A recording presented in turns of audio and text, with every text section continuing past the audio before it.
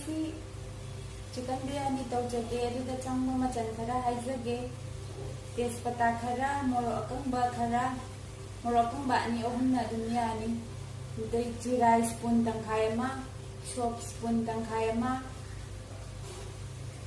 coriander spoon ama black pepper spoon tangkhai ama adagi morok asuba machugi spoon tangkhai ama Jira powder spoon nama, yangan spoon nama, sidana ilaichi hawum, adagi dalchini, makag ani ako magsilay jare.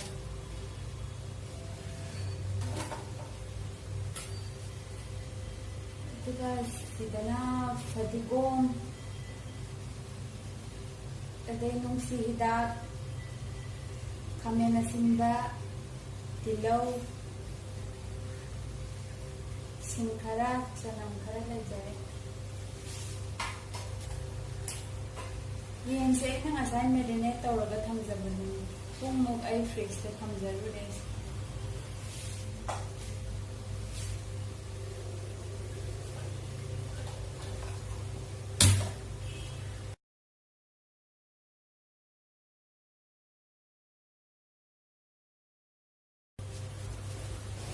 Siso ay thangmachage sak sidaina dalchini makkagama hapchare ilaichi ama hapchare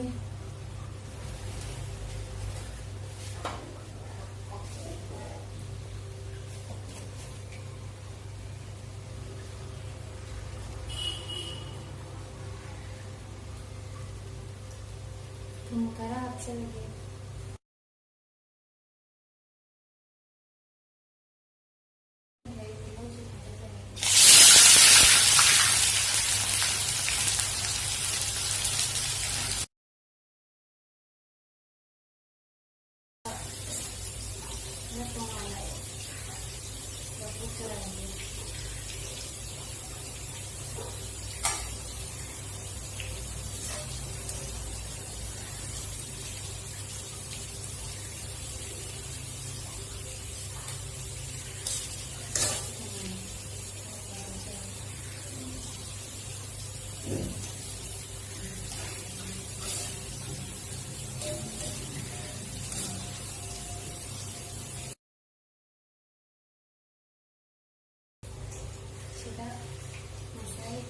Sini makak agak hamdalan.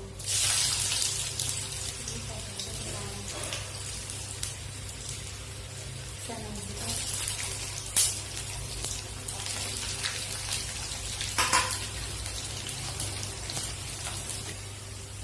Kami nasi nasi makuk pun mana bahasa tu betul.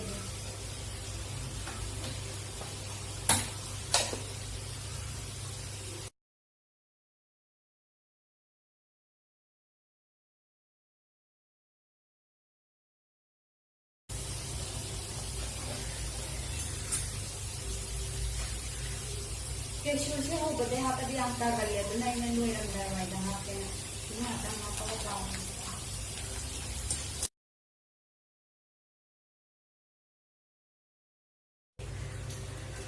Music ay na rin ito buhay si Anhanda is pa ta ha di jara ke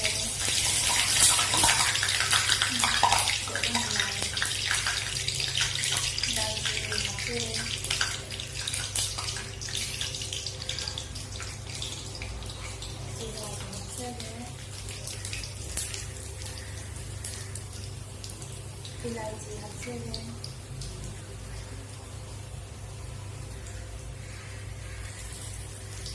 soap hapchare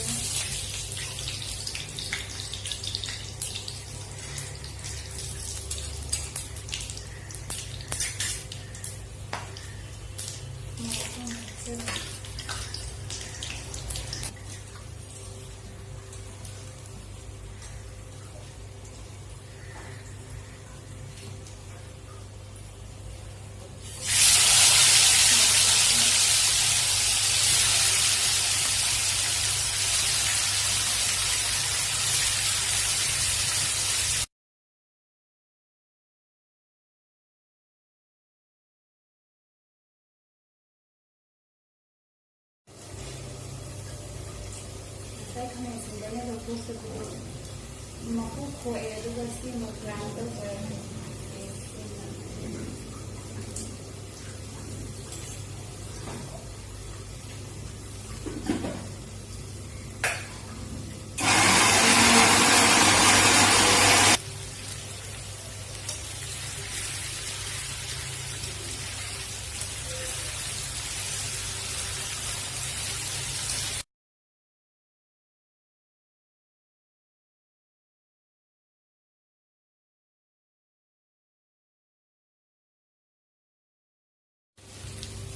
ꯍꯧꯖꯤꯛ ꯌꯦꯟꯁꯦ ꯑꯌꯥꯝꯕ ꯃꯨꯁꯜꯂꯛꯀꯗꯧꯔꯦ ꯑꯩ ꯃꯔꯨ ꯃꯔꯥꯡ ꯃꯆꯨ ꯍꯥꯞꯆꯔꯒꯦ ꯃꯆꯨꯗ ꯍꯥꯞꯆꯔꯒꯦ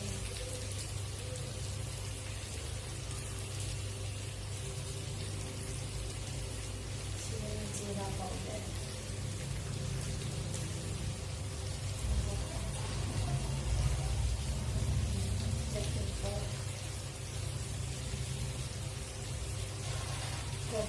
powder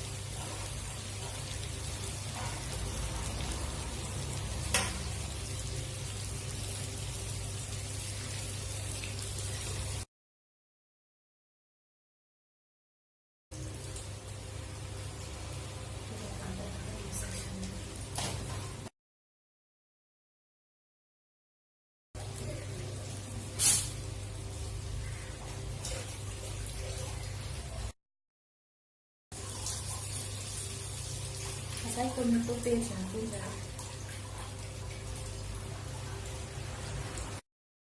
Saya na pesin di basing kanan kita. Kesu di pesin kita masuk.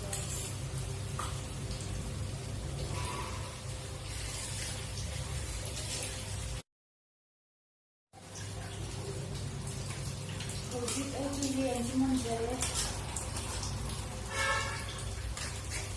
Gravy sudah terbanyak kita makan.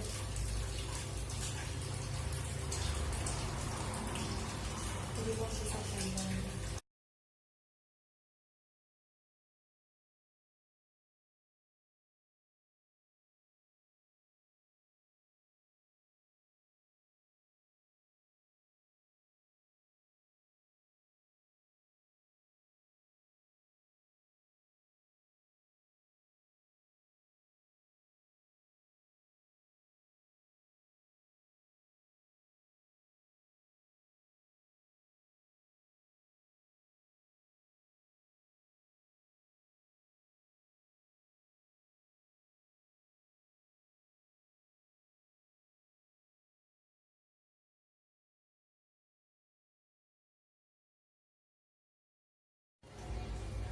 Minit tara kung buo matanggalin.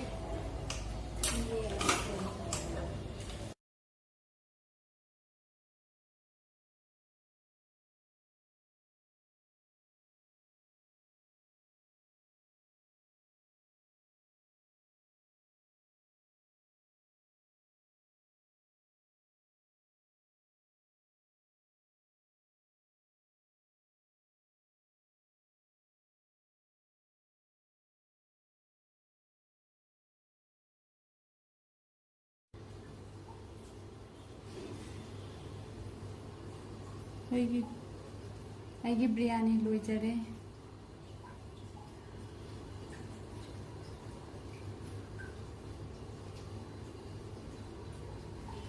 Thank you ꯃꯌꯥꯝ ꯕꯥꯏ